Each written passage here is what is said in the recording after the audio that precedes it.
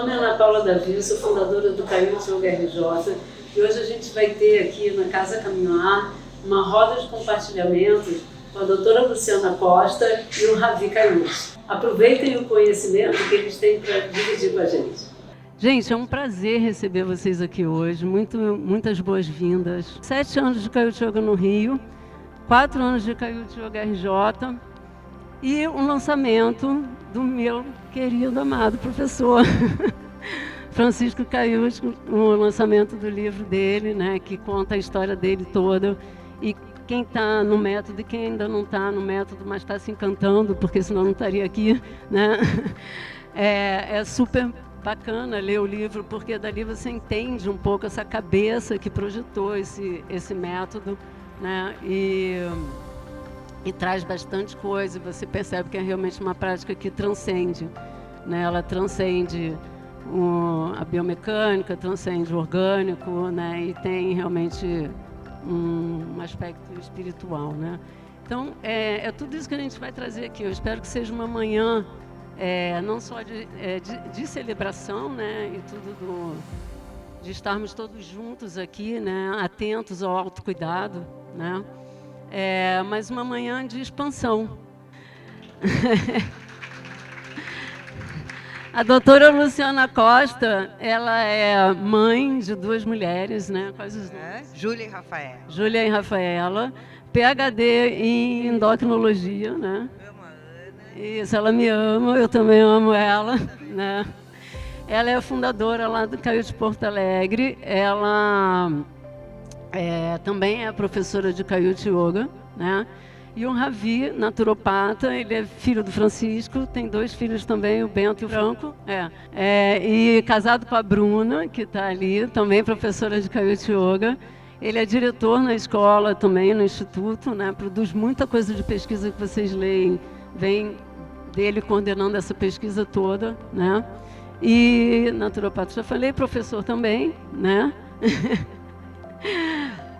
Amo também, eu também amo ele. Gente, e aí a gente vai começar com esse bate-papo aí dos dois. Então, vou sentar aqui. Gente, então vamos começar do início. A Lu Costa, há muitos anos a Lu Costa estuda, né, a questão da medicina integrativa e tudo. E ontem, num papo, né, a gente meio revendo o que a gente ia conversar, ela falou: Ana, eu já nem chamo mais de medicina integrativa, esse termo já está quase caindo. E ela chama de medicina do bem-estar, né? E a Lu, ela não só opera, né, aborda as consultas dela com a medicina do bem-estar, como ela traz isso na vida dela, né, e usando o Caiúti Yoga como uma das ferramentas, né?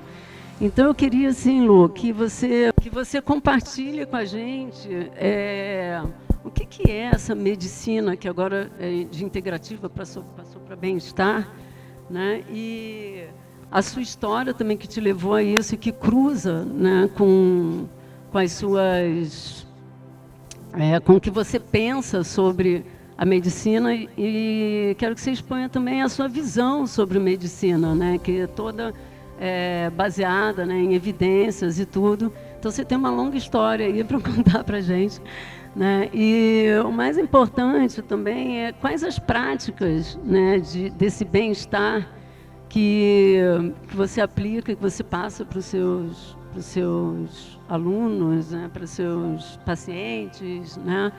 E é isso. Contextualiza aí para a gente toda essa história. Maravilhosa. Em primeiro lugar, parabéns para ti por esses 4, por esses 7 anos. Bem feliz de estar aqui. Várias pessoas conhecidas, colegas, professores, alunos, amigos. Então, assim, muito feliz. Primeira palavra que eu quero dizer. Esse lugar lindo, completamente combinando com o que a gente vai falar, que é uma coisa muito simples. Na verdade, não tem nome. Essa fala dela, de eu estar dizendo que é a medicina do bem-estar, na verdade, eu digo hoje que é a medicina que eu estudei, né? Casualmente, eu estudei e fiz a minha formação na medicina interna, né? Então, a primeira residência toda médica foi na clínica geral. O termo é medicina interna. 3 anos no hospital universitário, com um ambulatório de SUS muito grande. E depois fui entrar por 15 anos na área do diabetes mellitus tipo 2, que é um desequilíbrio extremamente prevalente. Então, hoje o que eu faço é a medicina interna que eu estudei e que precisou passar, que é isso que a Ana está dizendo, né? Por alguns nomes, e tudo está muito rápido. Então, a gente já passou nesses 15 anos, que é o que eu vivo, o tempo que eu vivo isso, fazem 15 anos. Então, na verdade, toda mudança de paradigma, e todos nós, que bom, essa é a parte boa da minha fala, tem uma parte não tão boa, mas a parte boa dessa fala é que o século XXI é sobre essa medicina preventiva, ou a medicina do bem-estar. A medicina que eu estudei, que alguns de vocês estão aqui, ou ligados mesmo dentro da psicologia, da educação física, da fisioterapia, as técnicas eram de cura. A gente pode dizer cura porque, na verdade, era usar cada vez mais um aparato de farmácia e precisou disso. É por isso que a gente vive mais, né? Que é o que a gente chama em inglês o termo lifespan. Então, a gente vive mais por causa desses 50 anos de tecnologia. E o que a gente está vivendo hoje no século XXI, que é a parte boa dessa fala, que é exatamente isso. E a gente não está vivendo só nesse lugar lindo que se encontra no sábado de manhã e vai trazer yoga como uma prática de ciência hoje para curar, para prevenir e para manter a saúde, né, dos filhos, das nossas gerações, que é o que importa, e para nós lidar ainda com as nossas doenças, porque a gente faz parte desse número. Mas isso está dentro hoje das maiores universidades do mundo e dos maiores hospitais privados, né? Na minha capital, Porto Alegre, todos os grandes hospitais chamam a gente hoje para fazer entrevista e como é que montam um ambulatório de medicina de estilo de vida, ou como é que eu trago bem-estar para o hospital. Isso é, e já hoje, um lugar da academia. Então, essa é a parte maravilhosa. A parte não boa é isso, a gente errou um pouquinho e fez parte. Durante 50 anos, a gente desenvolveu saneamento. Mais de 100 anos, a gente morre menos, a gente desenvolveu segurança, saneamento básico, controlou as infecções. A gente vive hoje, a fome está sendo cada vez mais resolvida no mundo. Então, isso faz a gente ter números como, por exemplo, a gente tem uma média de idade no Brasil de 76 anos, nos Estados Unidos 80, só que exatamente a parte não boa disso é que desse tempo de vida, com essa longevidade que a gente está vivendo com mais diagnósticos, né? E todas elas são completamente preveníveis, eu falo baixinho. E num lugar muito simples. É tão simples que vai ser difícil convencer a ciência, porque não custa dinheiro. Então, na ciência, e hoje que bom que a gente está cheio de ciência, cheio de evidência, existe, então, no Brasil e nos Estados Unidos, a medicina do estilo de vida, que é hoje onde mais eu me encantei.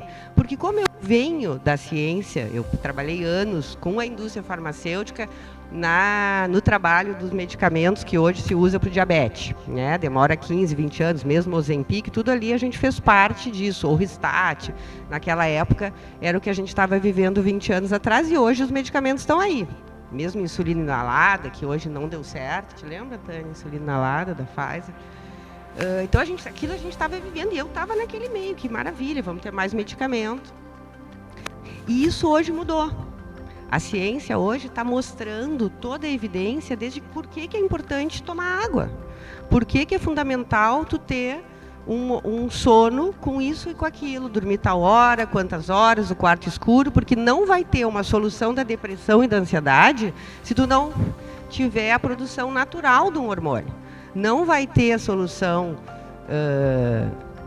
ou a prevenção dessas crises todas, dessa pandemia que a gente vive, da doença ou do desequilíbrio da mente, vamos dizer, para não usar esses nomes de doença, se eu não tiver o intestino que funcione. Não vai ter, não tem nenhum medicamento no mundo que vai resolver isso. Não vai tapar o sol com a peneira, né? Então, dentro desses cuidados simples, eu até mandei para ti 3 links, se tu que tiver vontade depois de passar para ele, que é o resumo da medicina do estilo de vida hoje, lá na Califórnia, em Loma ainda onde fazem os maiores estudos, que é alimentação natural, da natureza, a maior parte do tempo, né? Eu comer alimentação natural, eu ter um sono que funcione os meus hormônios, porque o principal hormônio que faz a gente acordar com humor para responder à vida depende do sono. Depende como eu dormi, com aquele hormônio que eu produzi hoje de noite, né? A melatonina que a gente hoje vê nas farmácias e que tudo bem usar também. É um processo, né? Tudo isso que eu estou falando, gente, leva tempo. É um lugar de educação, vocês vão ver o Francisco falar tanto sobre isso, né? É uma coisa que eu aprendi muito nessas minhas formações de Kaiut Yoga, nesses 8 anos. Muito disso eu aprendi ouvindo o Francisco falar sobre educação, né? A gente vai educar o ser humano sobre aquilo que se deu conta na ciência e na nossa prática, né? Todos nós aqui hoje acordamos dizendo, fez um sucaço, botou as pernas para cima, porque é uma coisa natural, né? A gente fala assim, era natural mesmo. Eu falei isso para o Ravi, numa coisa natural, assim, senti vontade. É natural, é que nem tu toma água quando tu se dá conta da sede, né? Que nem quando tu passa a dormir tal hora e acorda quando o sol nasce, tu já não sabe mais por que tu te sente tão bem. Mas quando tu vê pessoas que têm bem-estar, elas têm esses hábitos. E não é um lugar, que é outra coisa que a gente fala muito, e aprendi muito realmente conversando com o Francisco nesses anos, faz muito sentido isso para mim, que não é sobre disciplina, né? A disciplina vem num lugar de obrigação já. Tudo que passa pela educação, e é a fala que o Ravi vai trazer, que é a área muito dele, que é esse lugar plástico do sistema nervoso, que a gente pode, a partir de oferecer um novo hábito, naturalmente querer fazer isso. Eu disse para a Ana ontem, eu tenho certeza que, felizmente, mas também, por outro lado, a maior parte das pessoas que estão lá vão saber que isso que eu falo, que eu estou falando, é óbvio, né? Mas não é simples, porque a gente quer passar isso para as outras pessoas lá fora. Vocês estão aqui porque já se deram conta disso, não tenho dúvida.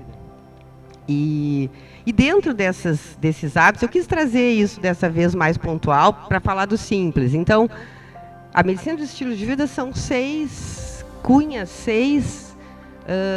vou tentar tirar palavras mais, 6 hábitos mesmo que a gente traz para o dia a dia e vai entregar uma coisa muito simples, gente. Bem simples, que é o termo, vou trazer um termo científico, mas depois a gente separa ele. A homeostase da célula. O maior livro para quem é da área da ciência biológica humana, de fisiologia da célula, começa da fisiologia humana, ou seja, como a gente funciona, né? Ele começa escrevendo isso. Nós temos uma capacidade, se respeitar a nossa fisiologia, da nossa natureza, né? É o Guyton o nome desse livro. A nossa célula tem uma capacidade de se manter se regulando o tempo todo. E é assim que a gente chegou aqui. Porque lá, 200 mil anos atrás, a gente não tinha que, vou ter que falar, comprar bolachinha sem glúten ou tomar probióticos. A gente fazia naturalmente uma escolha que fazia isso acontecer. Então, e é daí que surgem esses 6 hábitos, né? Então, eu falei da alimentação da natureza, o sono. Eu quero entrar numa ordem que eu vou jogar a bola assim para o Ravi, ó, pá! Eu disse que ele ia bater um gol hoje. O sono, controle de substâncias, o uso de controle, vou abrir assim com esse termo, que eu me vejo em inglês, de substâncias não tóxicas, mas de usar poluentes. Então, é desde o uso de corantes, de industrializados, até, obviamente, o fumo, o álcool da dose que faz uma doença hepática, né? Que é isso que a gente está vendo com as crianças. Hoje a gente está tendo essa possibilidade de não oferecer o que eu fiz com as minhas filhas, né? E o que a maior parte da nossa geração, o problema da gente ter comido açúcar branco e farinha branca, a gente comia o tempo todo. E a maioria aqui, que morou num centro urbano, aí eu vou falar uma coisa bem gaúcha, o Francisco é capaz de me jogar uma pedra lá.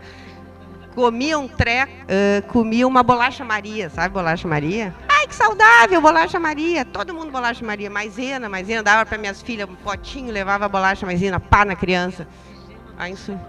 Gema. Mas aí, então assim, foi o exagero disso tudo, né? E porque a alimentação... Bom, eu acho que eu vou concluir.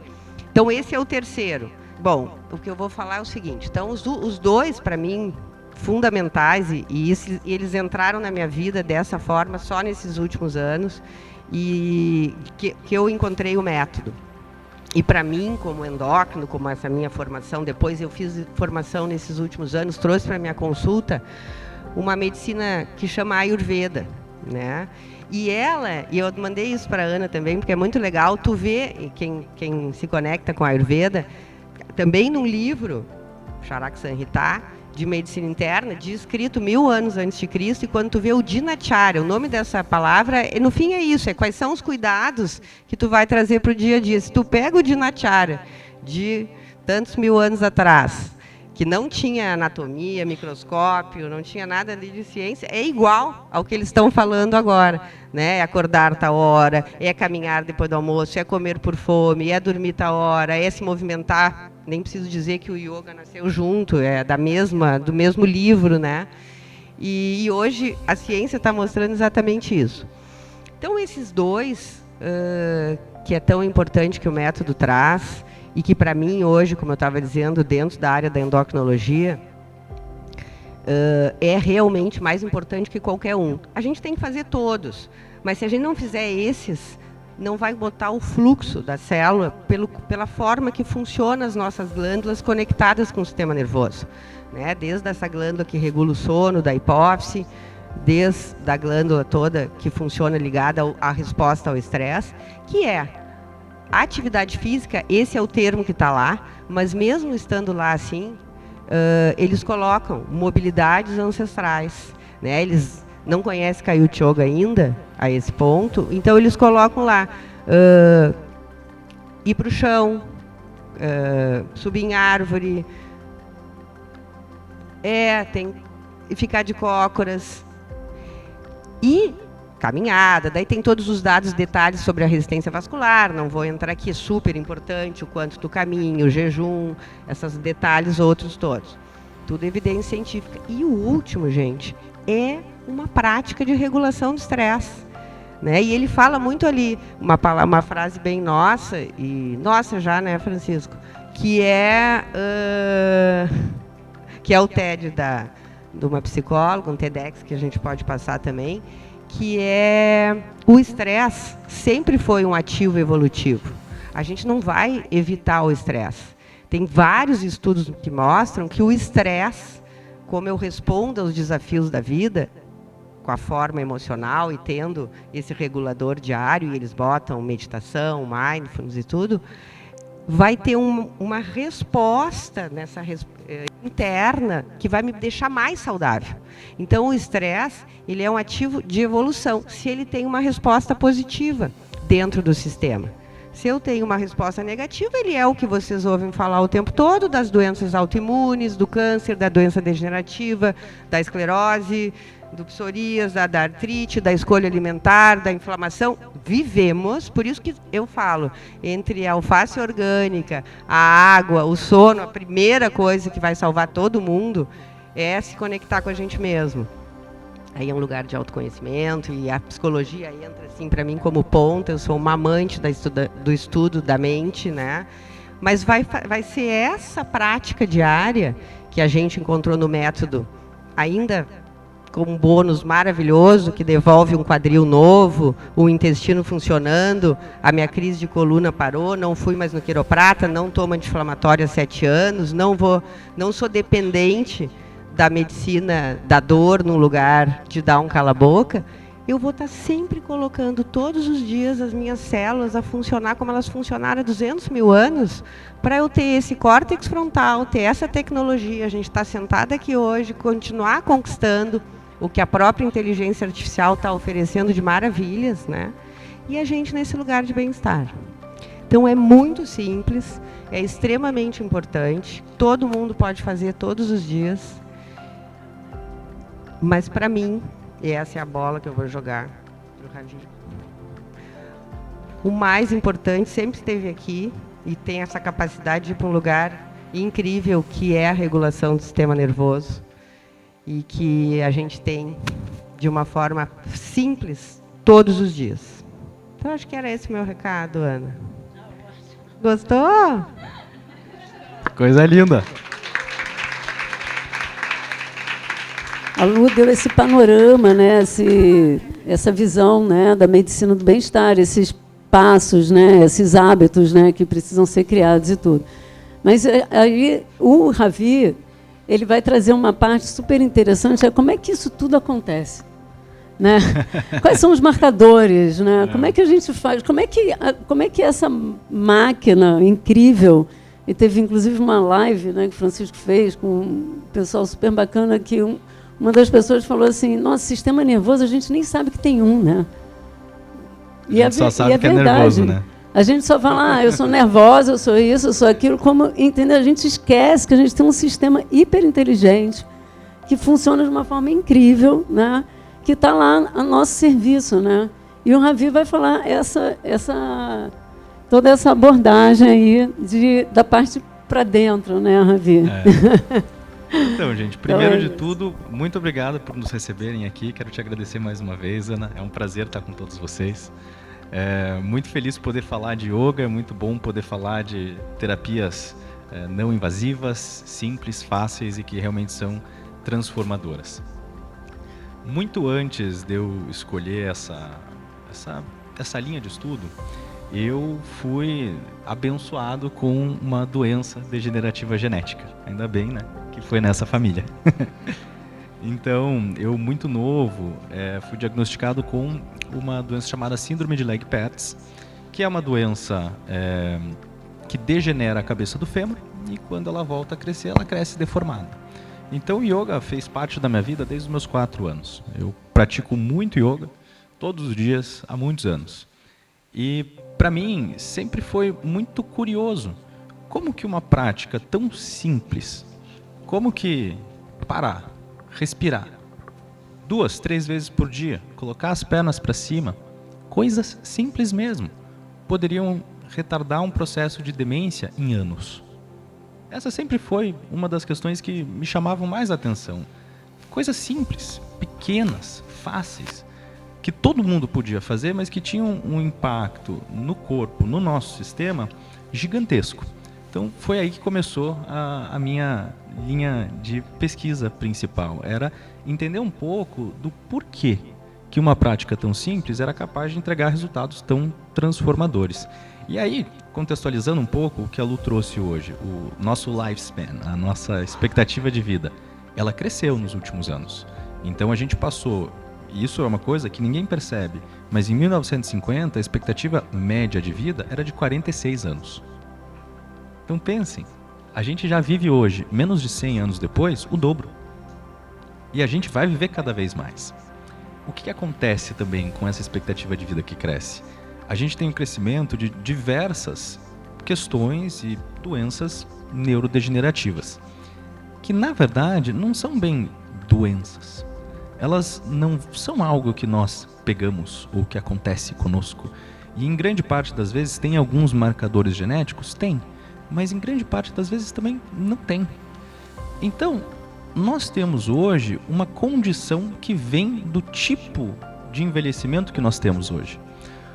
Hoje, envelhecer, chegar aos 70 anos é algo fantástico. Mas de todo mundo que chega aos 70, a gente tem já 16% dessas pessoas com algum tipo de déficit cognitivo já instaurado. Nos 70. Aos 80, isso pula para quase 50%. E a gente sabe que até 2050, esse número, aos 70, vai ser de 50%.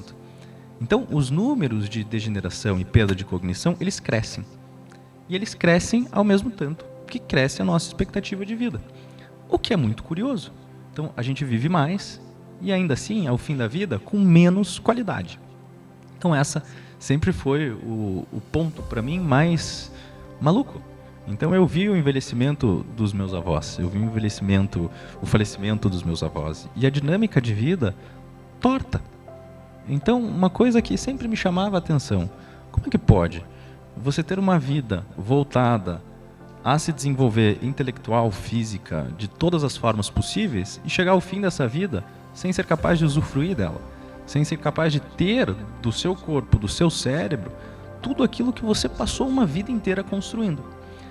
Então foi ali que eu parei e pensei, poxa, é aqui que a gente tem que explicar o porquê do fazer yoga. Porque fazer yoga é pro corpo? Sim. Então a dor no seu joelho vai diminuir? Sim. A dor na sua coluna vai diminuir? Sim. É o objetivo? Não. A ausência de dor não é o objetivo. Ficar sem dor é ficar sem resposta. O corpo, ele quer que você sinta, ele quer que você tenha respostas. E ele quer que você o ouça. Então, a ideia não é ficar sem dor, mas a ideia é ser capaz de ouvir, é ser capaz de ter espaço, principalmente para que o seu corpo te mostre aquilo que precisa ser transformado. A prática de yoga, em cima disso, ela atua como um mimético, então uma forma de mimetizar tudo aquilo que o nosso corpo foi desenhado para ter de funcionalidade básica. Então a gente acha às vezes que é uma coisa maluca segurar um bloco atrás da cabeça e girar e mexer, mas na verdade é uma mobilidade de ombro básica que todos teríamos se a gente estivesse subindo árvore todo dia. E o mais maluco é que nós só somos seres tão capazes de trabalhos finos com as mãos, com os pés, de escalar, de criar, de pensar, porque nós usamos dessas capacidades básicas. O envelhecimento, o mais complicado dele, é que ele enrijece, não o corpo primeiro, mas a cabeça. A nossa capacidade de ser aberto a novas experiências, ela diminui ao longo da vida de maneira gigantesca. Mas o primeiro grande, isso já mapeado, gente, o primeiro grande ponto no qual nós começamos a falar, não, isso não é para mim. Viajar não é para mim. Restaurante não é para mim. Sair de casa não é para mim.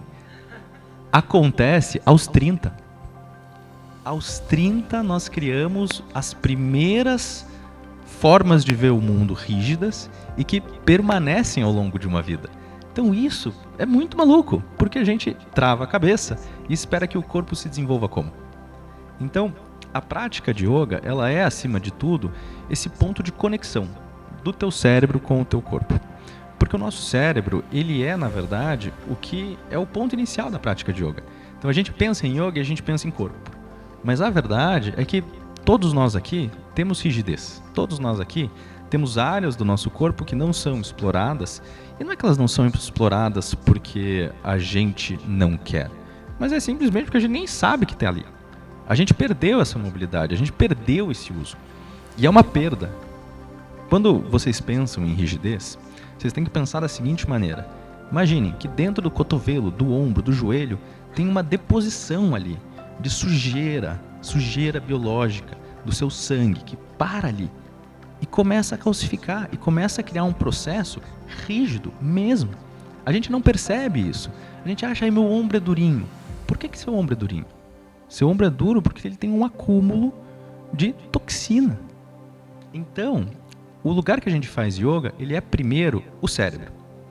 É o cérebro demandando do corpo um movimento, demandando do corpo uma forma de uso. A partir disso, a área que você demandou esse movimento, o seu ombro, ela vai dar uma resposta para o seu cérebro. Tudo parte desse ponto inicial, dessa ideia de presença, não presença do estou aqui com vocês, mas presença a partir do sentir.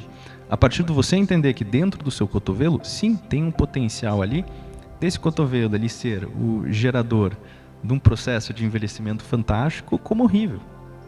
E tudo parte desse lugar simples de se ouvir, de perceber que o corpo ele vai trazer para vocês grande parte de tudo aquilo que vocês estão vivendo. Então, uma crise de ansiedade ela tem uma razão. Uma crise de pânico ela tem uma razão. Uma crise de dor no joelho tem uma razão. Nem sempre a gente tem espaço para ouvir. Então é aquilo que a Lu falou, a gente toma um medicamento, a gente joga para dentro.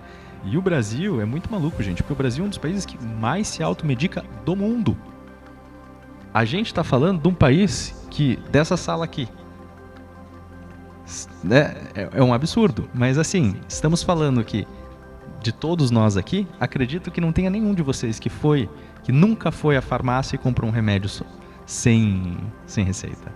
Todos nós aqui já fomos à farmácia e nos automedicamos. Todo mundo. Todo mundo já teve esse impulso. Um anti-inflamatório, um paracetamol, qualquer coisa, gente. O Brasil, ele é um país que se automedica. E se automedica porque ele quer fugir, ele não quer sentir, ele não quer ouvir o corpo. Então a gente tem essa cultura dentro do nosso dia a dia. E o quebrar isso, gente, é extremamente difícil, porque dói. E dor é visto de maneira negativa. Mas dor, hoje, vou trazer para vocês uma outra ideia. Dor é a única forma que o seu corpo ele sabe falar. É a única. Teu corpo não sabe responder de outra maneira. As suas terminações nervosas, elas são capazes de captar 3 tipos diferentes de dor. 3 formas diferentes de dor. Que nós lemos só como dor ruim. Mas na verdade é só comunicação. É só o seu corpo te dizendo, poxa, peraí, tem algo aqui que você precisa cuidar. E quando a gente para pensar dessa maneira, fica muito lindo. Porque um tornozelo quebrado, imagina se o teu corpo não fala que tem dor ali. Imagina isso há 500, 1000 anos atrás. Se não tem dor, você anda. Se você anda, você morre. Então, é muito simples isso. O corpo, ele precisa comunicar. E a partir da comunicação do corpo, a gente tem como entender a necessidade desse corpo, a necessidade do que é estar vivo. E a prática de yoga, ela é isso. Ela é esse ponto, esse elo entre o que a gente é hoje e o que a gente pode ser. Dentro da ideia de viver mais hoje, o sistema nervoso, aquilo que a Lu falou, o que a gente conseguiu de expectativa de vida a mais no diabetes, a gente não vai ter no Alzheimer. Não vai acontecer.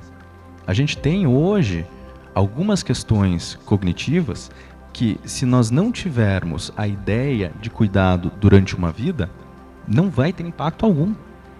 Então, nós não temos hoje nem medicamentos que passam a barreira do cérebro. Hoje, grande parte de tudo aquilo que nós aqui, com familiares que têm algum processo de demência ou algum tipo de desordem neurodegenerativa, vocês sabem, são sintomáticos. Nós não temos hoje medicamentos transformadores. Nós não temos hoje esse próximo salto de evolução mesmo. A partir do momento que nós formos capazes de compreender esse funcionamento de cérebro e compreender o funcionamento de cérebro em prol dessa ideia de longevidade, nós vamos ser um povo capaz de viver com vida mesmo. Mas a verdade é que hoje isso não acontece. E não acontece principalmente porque a gente é rígido aqui. Principalmente porque quando a professora vira para vocês e fala, sobe essa perna, você dentro da sua cabeça fala, não consigo. Então, gente, o processo de transformar e de transformar mente e corpo, ele é unido. É o cérebro transforma o corpo transforma o cérebro. É uma via de mão dupla. E a partir do momento que a gente entende isso, a gente pode estar aberto a deixar isso acontecer de maneira real. Porque hoje, esse é o desafio. O desafio é entender que vai chegar um ponto que o teu joelho vai estar bom. Mas se o seu cérebro não estiver acompanhando essa evolução do seu joelho, a rigidez ela se instaura. E ela se instaura principalmente na maneira de pensar. Então essa inflexibilidade que todos nós temos. Gente, para mim é super difícil viajar. Vou falar para vocês, super difícil viajar. E todos nós temos essas coisas. E se nós não somos capazes de nos colocar frente àquilo que nos tira do nosso conforto, para o corpo, a gente não tem mais muita razão de estar ali. Essa é a verdade. O movimento, e não só o movimento físico, mas esse movimento de melhora constante, ele é hoje o que mantém o ser humano feliz. Então vocês vão perceber que dentro disso tudo que a Lu trouxe, nós temos a ideia de propósito. E propósito não precisa ser algo maravilhoso, gigantesco. Propósito pode ser ligar para o seu filho todos os dias. Propósito pode ser caminhar seu cachorro. Propósito pode ser tudo aquilo que te faz feliz, desde que você saia do seu conforto. Desde que você entenda que o seu corpo está aqui para se desenvolver. O ser humano ele veio para se desenvolver. Hoje nós temos diversas linhas de pensamento, inclusive dentro da psicologia, que corroboram essa ideia. O ser humano feliz, ele é o ser humano que está em prol de algo. Era o sexto Esse é o sexto. Que são as conexões com os outros. Exato. Com a gente mesmo. É o sexto. Hoje, para todos vocês saberem, nós temos yoga pensando num lugar bem técnico, neuroplasticidade, a nossa capacidade de aprender coisas novas, de fazer coisas novas. O que ela é no corpo? Ela é você escovar o seu dente com a mão que você não escova normalmente. Isso vai liberar dentro do seu cérebro uma BDNF, falar assim, que é uma sigla difícil, mas que basicamente é um primeiro ponto que vai começar essa cascata neuroplástica no cérebro. Toda ação nova, diferente que você faz, desperta isso. Desperta esse release, essa liberação no cérebro. E a partir disso, nós temos a cascata neuroplástica acontecendo. Hoje, a medicina, ela tenta mimetizar isso. Os resultados que a gente tem, gente, eles são pífios. Os primeiros medicamentos que vão chegar no mercado, pensando nisso, e vão chegar no mercado, eles vão entregar resultados de 5%, 10% no processo de envelhecimento e de perda de cognição. Enquanto a gente vê com o yoga hoje manutenção de processos de demência instaurados há 20, 30 anos atrás. Então, diagnósticos de pessoas com 50 anos que foram capazes de preservar sua cognição e o seu cérebro por 20, 30 anos, a partir de fazer yoga todo dia. A medicina está longe de conseguir entregar isso. E o mais maluco é que é simples, gente. É a respiração. É o pernas para cima. É o se colocar em situações que vocês não se colocariam. Só porque é assim que a gente foi feito para ser. Nós somos seres humanos. Nós temos que aprender mais e fazer mais e contribuir mais. E essa não é uma lógica nossa, mas é uma lógica do mundo. E quanto mais a gente se alinha a essa lógica, mais a gente é capaz de ser feliz. Exato. Então, eu queria compartilhar isso com vocês hoje. Muito feliz mesmo em estar por aqui, porque quando a gente consegue ter mais pessoas em prol dessa mesma ideia, nós temos como ter comunidades que realmente vão conseguir envelhecer 20, 30, 40 anos sem perder nada. Essa é a ideia. Esse é o goal. E quanto mais de nós, na mesma coisa, melhor. Imagina, se olhar no espelho daqui a 20, 30 anos, ver que, apareceu uma ruguinha extra. Mas, poxa, eu não perdi nada. Exato. Então, a ideia, gente, é essa. É ser capaz de envelhecer não só com saúde, mas envelhecer com vida. Envelhecer sendo capaz de, aos 90, sair dirigir. Aos 95, ser amoroso. Aos 100, poder encontrar seus bisnetos, seus tataranetos. Essa é a ideia. E hoje, o mais maluco é, vocês aqui nessa sala, vocês vão viver até os 80 e aos 90. Como vocês vão viver, depende só de vocês.